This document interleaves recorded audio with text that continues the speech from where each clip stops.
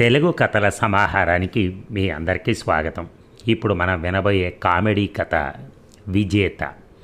రచన వియోగి గారు. మరి కథలోకి వెళ్దామా? మారుతీరావు ఆఫీస్కి వచ్చేసరికి కిష్కిందకాండ వాతావరణం కనిపించింది. గట్టిగా వాదించుకుంటున్నారు కొందరు. కొద్దిమంది కుర్చీలు వదిలేసి టేబుల్స్పై కూర్చున్నారు. ఇంకా కొందరు పేపర్ వెయిట్లు చేతిలో పట్టుకుని ఊగిపోతున్నారు. సైలెన్స్! What is this? ఇది ఆఫీస్ అనుకున్నారా, అసెంబ్లీ అనుకున్నారా? గట్టిగా కోపడ్డాడు మారుతీరావు. అరే, మీరు క్యాంపుకు పోలేదా సార్? బోల్డ్ ఆశ్చర్యపోయాడు మబ్బురెడ్డి అనబడే సదరు సుబ్బారెడ్డి. అంటే నేను క్యాంపుకు పోతే ఇలాగే ఉంటారా? రెచ్చిపోయి గుచ్చి అడిగాడు మారుతీరావు. అదేం కాదు సార్, ఈసారి మన సదానందం భారీగా బెట్లు గెలిచాడు సార్. బెట్టు పెట్టిన డబ్బులన్నీ గెలిచాడు. పార్టీ ఇవ్వమంటే ఇవ్వనంటున్నాడు సార్, వివరించాడు పిఏ చిదానందం. ఇంతకీ ఏమిటా బెట్టు, ఏంటా కథ? ఆసక్తిగా అడిగాడు మారుతీరావు. ఈ ఎలక్షన్లలో ఎవరు గెలుస్తారని పందెం వేసుకున్నారు చాలామంది. ముఖ్యంగా ఇది మన సదానందానికి అవతారానికి మధ్య మరీ రంజుగా సాగింది. సదానందం 1000 రూపాయల పందెం గెలిచాడు, కానీ అవతారం తాను అంత పెట్టలేదు, అబద్ధం ఆడుతున్నాడు అని చెప్తున్నాడు. చిదానందం నిదానంగా వివరించాడు. కాసేపు విన్న తర్వాత మారుతీరావు చిందులు వేశాడు. తారాస్థాయిలో అరుస్తూ మధ్యలో టేబుల్ మీద ఉన్న పేపర్ వెయిట్లను నేల మీదకి విసిరి కొట్టాడు. నేను చాలా కాలంగా గమనిస్తున్నాను, ఆఫీసులో డిసిప్లిన్ బాగా తగ్గిపోయింది, క్రమశిక్షణ కరువు అయింది. నేను ఇది సహించను. ఎన్నాళ్ళు నాలోని మంచితనమే చూశారు, నా అస్సలు రూపం చూడలా. నేను దలుచుకున్నానంటే తోకలు కత్తిరించేస్తాను, జాగ్రత్త అంటూ ఆవేశపడ్డాడు. అరిచి ఛాంబర్లోకి పోయి కుర్చీలో వాలిపోయాడు. తుఫాను వెలిసిన ప్రశాంతత ఆఫీసులో ఆవరించింది. ఓ గంట తర్వాత పిలుపు వచ్చింది. పందాలు వేసుకునే సదానందానికి అవతారంకి మేనేజర్ నుంచి. అబద్ధాలు చెప్పడం కూడా ఒక కళ అన్నాడు మారుతీరావు. ఇంతకు మమ్మల్ని ఎందుకు పిలిపించారు? సదానందం ప్రశ్న. చెప్తా ఎన్నాళ్ళు ఇలా 10, 100 పందెం కడతారు? ధైర్యం ఉంటే మగాళ్ళైతే వేలల్లో పందెం గాయండి అన్నాడు మారుతీరావు. ఎంత? సదానందం అడిగాడు. 100 అయితే పర్వాలేదు, అవతారం భయంగా అన్నాడు. మజా లేదు 100లో. అయినా రూపాయలకి విలువ పాపాయలాగా పడిపోయింది. 100 తీసుకెళ్తే బజార్లో ఏమొస్తుంది నా బొంద? అందుకే 10,000 బెట్ మారుతీరావు చెప్పాడు. 10,000? ఆశ్చర్యపోయారు.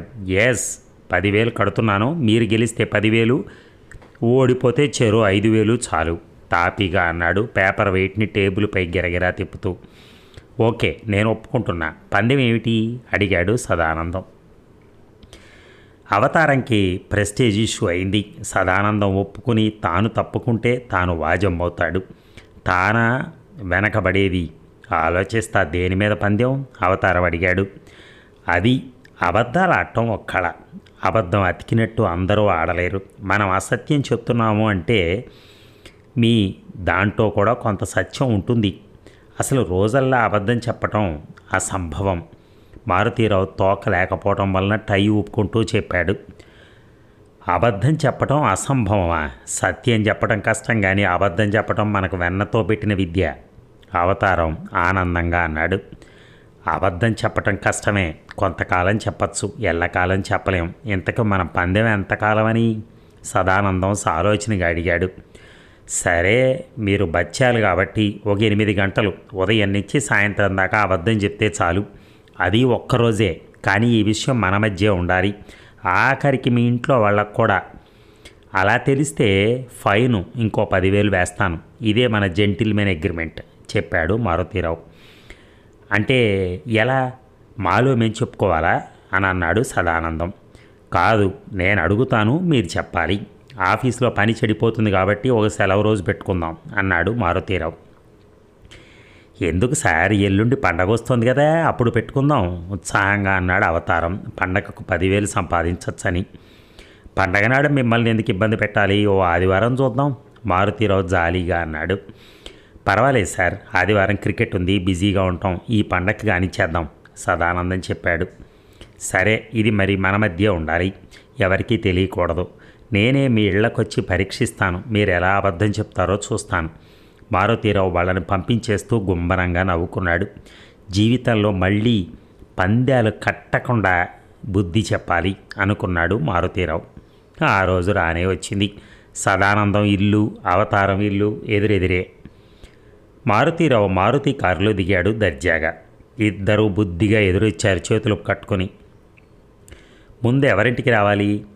సదానందం మౌనంగా అవతారం ఇల్లు చూపించాడు. అవతారం సరే అన్నట్టుగా తలాడించాడు గంగిరెద్దులాగా. ఓకే సదానందం, తర్వాత ఛాన్స్ నీది, నువ్వు మీ ఇంట్లో ఉండొస్తాను అని అవతారం వెంట నడిచాడు. వరండాలో అవతారం మేనేజర్ని కూర్చోమని కుర్చీ తెచ్చి వేశాడు. తను వినయంగా నిలబడ్డాడు.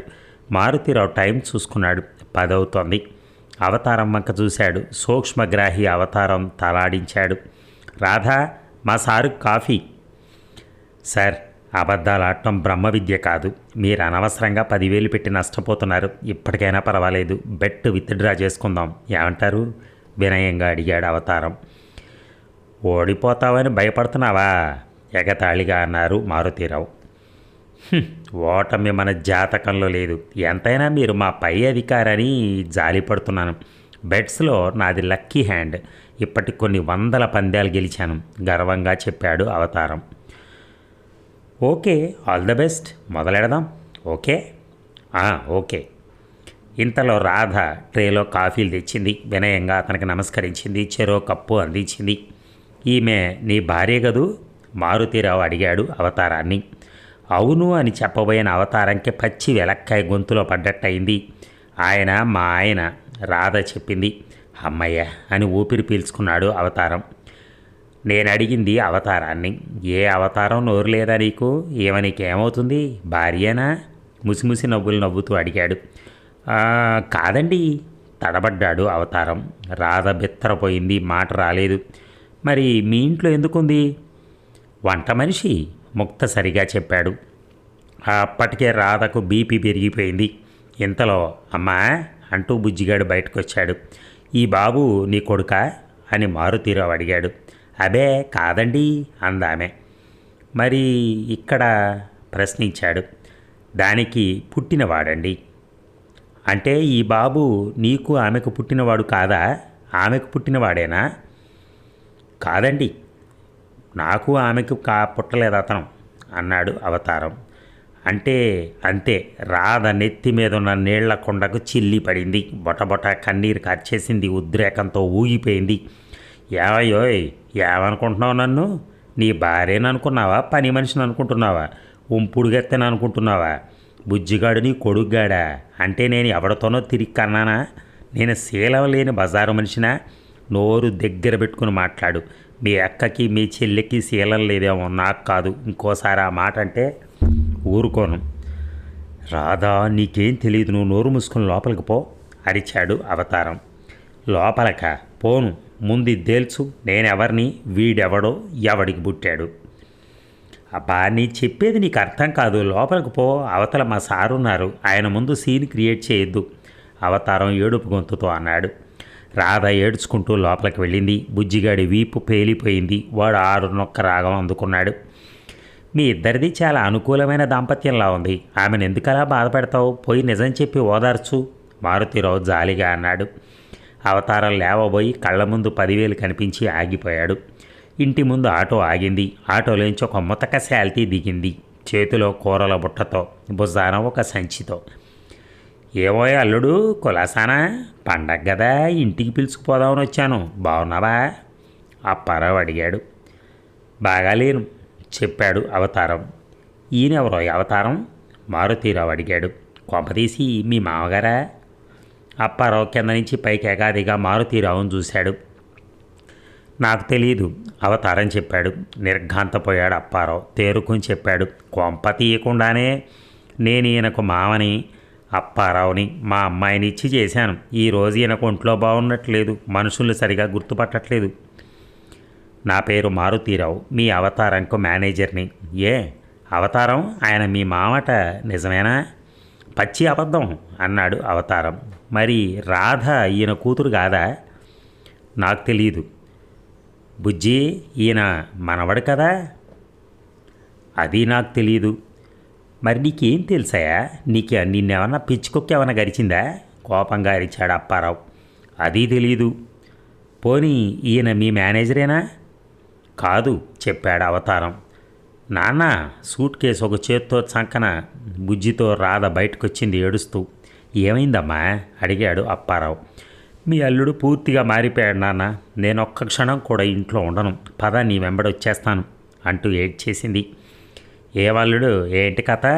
కోపంతో ఊగిపోతూ గట్టిగా అడిగాడు అప్పారావు. మారుతీరావు గుచ్చి గుచ్చి చూస్తున్నాడు ఏం చెప్తాడా అని. ఎవరు నీ కల్లుడు? అప్పారావుతో అన్నాడు అవతారం. అంతే, అక్కడ 3వ ప్రపంచ యుద్ధం రాజుకుంది. మళ్ళీ వస్తా అంటూ మారుతీరావు జారుకున్నాడు సదానందం ఇంటికి. రండి సార్, ఏదో గొడవ జరిగినట్టుంది ఎదురింట్లో. అది సరే, మీ ఇంట్లో సందడి లేదు, మీ వాళ్ళు లేరా అని అడిగాడు మారుతీరావు. కూర్చోండి, చెప్పండి. నీ భార్యను ఒకసారి పరిచయం చెయ్యి అడిగాడు మారుతీరావు. లేదు చెప్పాడు సదానందం. అంటే అసలు నీకు భార్య లేదనా? ఇప్పుడు ఇక్కడ లేదనా? నాకు పెళ్ళే కాలేదండి, భార్య ఎక్కడి నుంచి వస్తుంది సదానందం చెప్పాడు ఏమాత్రం తొణక్కుండా.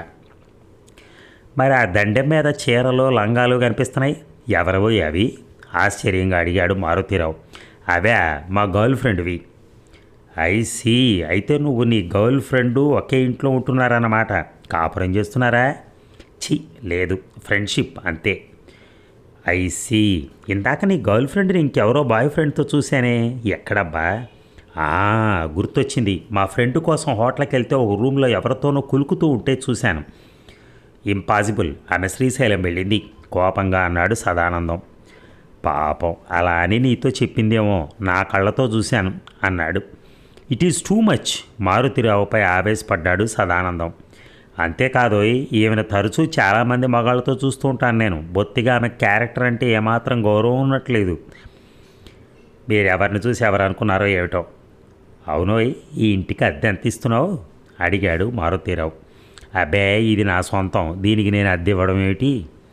అప్పుడే ఇంటి ఓనర్ లోపలికి వచ్చాడు. ఆ మాట విని కంగు తిన్నాడు. అరే, ఇల్లు నీదా? ఎంత ధైర్యం రా ఆ మాట అంటానికి, వెంటనే ఇల్లు ఖాళీ చేయి. ఆ మాటలు విన్న సదానందం గుండెలు లబలబా కొట్టుకున్నాయి. ఈ ఊళ్ళో ఇల్లు దొరకడమే కష్టంగా ఉంది, అన్ని సౌకర్యాలు ఉండి సెంటర్లో ఉన్న ఇల్లు ఖాళీ చేస్తే అసలు దొరకదు ఆ రెంట్కి. సదానందం, ఈయన మీ ఇంటి ఓనరా? ఈ ఇల్లు ఆయిందా? నువ్వు అద్దెకుంటున్నావా ఏంటి? అబ్బే కాదండి, ఆయనే నా ఇంట్లో అద్దుకుంటున్నారు సదానందం చెప్పాడు 10,000 గుర్తుకొచ్చి. పాపం స్క్రూ లూజ్లా ఉంది జారిపడ్డాడు మారుతీరావు. సదానందం, ఇక లాభం లేదు, వెంటనే ఇల్లు ఖాళీ చేయి. నువ్వు ఓనర్వా, నేను అద్దెకుంటున్నానా? అమ్మమ్మ, ఎంత ధైర్యం! లాభం లేదు, ఇప్పుడే పోలీస్ కంప్లైంట్ ఇస్తాను చిందులు తొక్కాడు ఇంటి ఓనర్ అనబడే వానరుడు. సదానందం లేచి అతగాడి కాళ్ళ మీద పడ్డాడు. అదేమిటి, ఓనర్ కాదు, అడ్డమైన వాళ్ళ కాళ్ళు పట్టుకుంటావా? నువ్వు ఓనరు కదా? మారుతీరావు ఆశ్చర్యంగా అడిగాడు. ఇంటి ఓనర్ ఒక్కసారి గుడ్లు రుమి చూశాడు సదానందాన్ని. సదానందం చెంపలు వాయించుకున్నాడు. సారీ, నాకు పిచ్చి కుక్క కరిచి అలా అన్నాను చెప్పాడు.